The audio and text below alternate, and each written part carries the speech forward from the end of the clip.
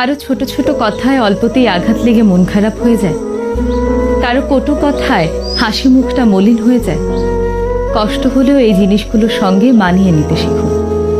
জীবনটা এত সহজ নয়। আমরা যত ছোট ভাবি, জীবনটা অত ছোটও নয়। এই জীবনে অনেক পথ চলা বাকি, অনেক মানুষের সঙ্গে দেখা হওয়া বাকি, অনেক মানুষের মন বোঝা বাকি। চলতে চলতে হোঁচট খাবেন, অনেকের ব্যবহারে কষ্ট পাবেন, আবার অনেকের কাছ থেকে আনএক্সপেক্টেড কিছু পেয়ে যেতে পারেন। বড় বড় ধাক্কাগুলো মোকাবেলা করার জন্য নিজেকে শক্ত করা দরকার। ছোট ছোট ধাক্কাগুলো সহ্য করে নিজেকে মানিয়ে নেওয়া দরকার। কষ্ট হলেও ডোন্ট কেয়ার একটা ভাব আনা দরকার। কারো ছোট ছোট আঘাতকে নেগেটিভলি না নিয়ে আশীর্বাদ হিসেবে নেন।